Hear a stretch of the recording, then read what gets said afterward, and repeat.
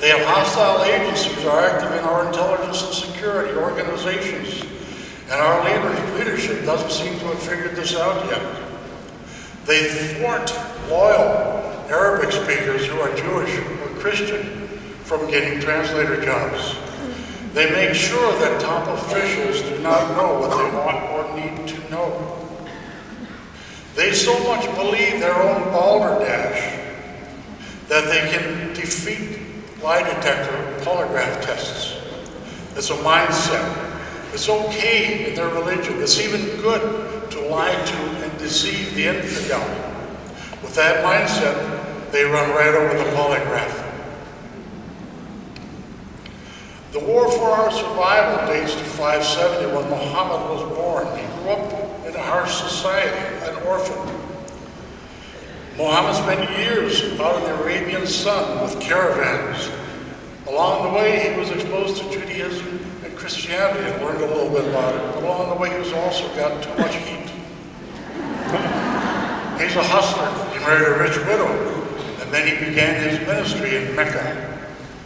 Muhammad's Islam teaches that the pagan Arabs, the Jews, and the Christians were awaiting a savior, and that he, Muhammad, was the one. In Mecca, Muhammad tried to be Christ-like and persuade people to follow him. He preached about love, charity, goodness, forgiveness. He didn't get very far. He never performed any miracles, and he annoyed a lot of people. He didn't develop any followers. After about 10 years, he and a gang of 12 were out of Mecca. He moved to Medina, and there he turned violent and hateful. He was filled with revenge, killing, plunder, slavery, extortion, and control. And that's what the Quran is about. The Quran, if any of you have tried to read it, you find it very confusing. It's not organized in a chronological order in an understandably meaningful way. The first revelations come first, the longest. Those are first. The shortest are last. That's it. There's no rhyme or reason for it. There's no thread to follow. Muhammad established the rule of Quranic abrogation. That means that whatever Allah said yesterday or said in Mecca has been overruled by what he said later in Medina. That is a fickle Allah. My God is steadfast.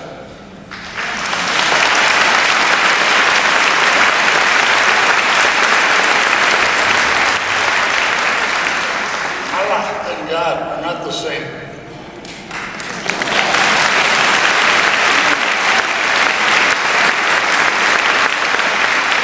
Present-day Muslims spouting the peace and love spiel from Mecca are doing the BS and balderdash taqiyya thing.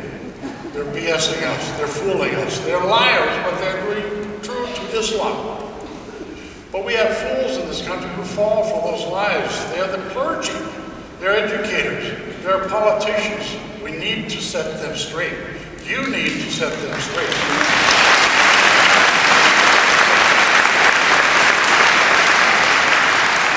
The Quran is the religious side of the cult of Islam. It is the basis of Sharia law. Muhammad's hadiths are another important part. There are 7,000 rules and traditions based on Muhammad's life, his style, and they govern how Muslims are supposed to live. Muslims try to emulate Muhammad in every way. For example, Muhammad married Aisha, one of about 12 wives, when she was 6.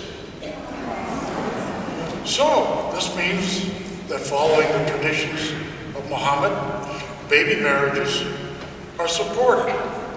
That's pedophilia, whatever you want to call it.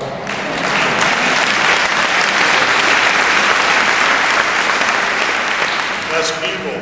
He also had many other wives. He had slaves or concubines.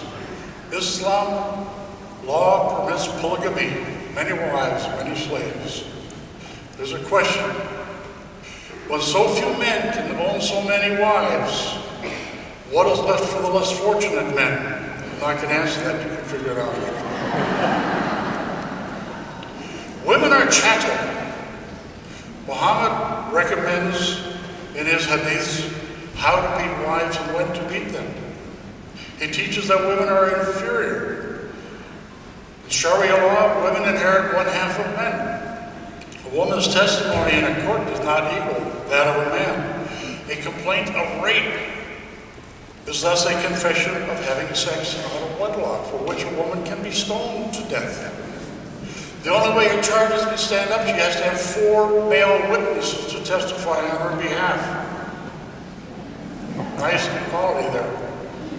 This is Sharia law.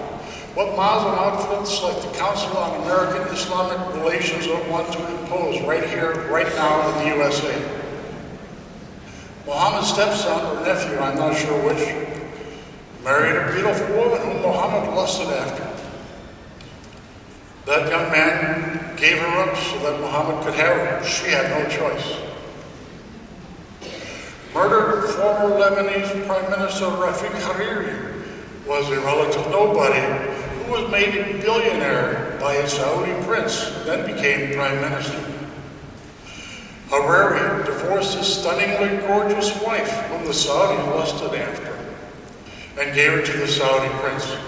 Hariri was awarded with billions, but his wife had no choice. Terrorist extremists are merely good, honest Muslims emulating Muhammad. Osama bin Laden is a disciple of Muhammad. Is bin Laden being dishonest? No, he is a near-perfect Muslim. Muhammad promised rewards for the faithful, which includes those who blew themselves up in jihad, suicide bombers.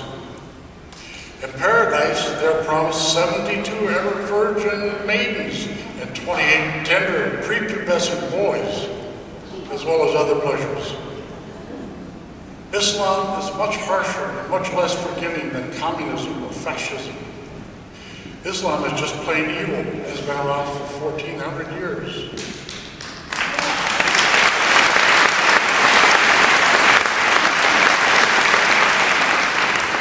Most of Arabia and North Africa were Christian or Jewish when Muhammad came to power. Where did they all go?